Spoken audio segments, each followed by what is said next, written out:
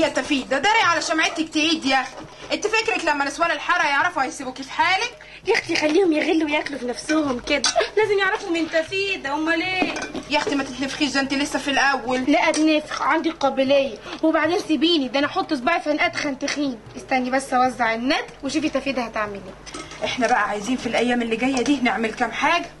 نوزع الندر الاول ونودي صواني الفته للشيخ برقوق عشان البركه تحل، ويعمل لي كمان بالمره الحجاب بتاع الانتخابات.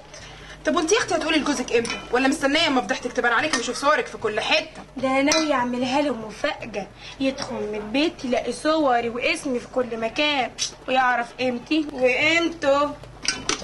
والنبي انا خايفه من جوزك ده. شيخه سيبي ده راجل ضغوف. انت بطلي حشو كتير، دي بقى مفتوح وانا هلحق اركب مين ولا مين؟ يا اختي ما بالراحه عليا، ما تخلي الناس تاكل وتنبسط، انت دافعه حاجه من جيبك؟ وبعدين الناس هتمشي ومرضيه وتدعي لك ان شاء الله. يا رب.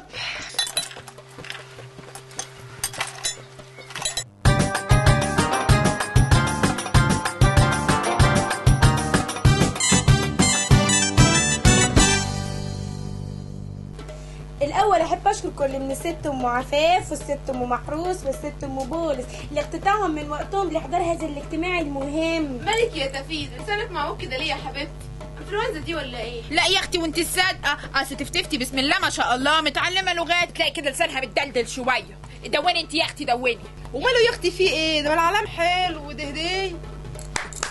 الزام الهدوم مش عايزه ارتب في الاجتماع. بقول لكم ايه، انا فرستكم واخترتكم من ضمن ستات الحاره. انا رشحت نفسي في الانتخابات وانتوا هتبقوا من اعضاء الحمله بتاعتي. دلوقتي انا عايزه كل وليه فيكم تنزل الحاره وتشوف المشاكل اللي تحت. عايزين نعمل بلين ونطورها. يا اختي انا مش فاهمه حاجه. الانتخابات دي ان شاء الله الانتخابات دي اللي هتنقلنا نقله تانية خالص، هتخلينا في حته تانية. بقول لكم ايه، انا عايزاكم تركزوا معايا كده. انا الفتره اللي جايه دي نازله ضد وحوش، عايزاكم تبقوا واقفين اسود ورايا كده، نقف ونقول للعالم بعلو حسنا يس وي كانت. يس وي كانت يا اختي يس وي كانت دي ان شاء الله يعني يس وي كانت الحمله بتاعت اوبانا. قولوا ورايا يس وي كانت يس وي كانت يس وي كانت يس وي كانت يس وي كانت يس وي كانت.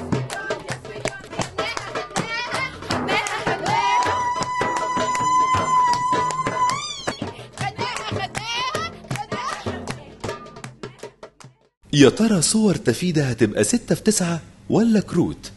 ما هي علاقة الحزب النابت بالفول السياسي؟ والأهم من ده، هو الشعب فين؟ داري على خلاص جوه الحل. الانتخابات دي اللي هتخلينا نهدى تانية. ما تخافش شويه في المحل في المحل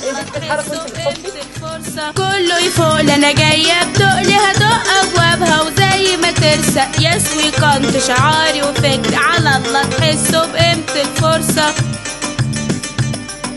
بشرى سعيده لكل مبارك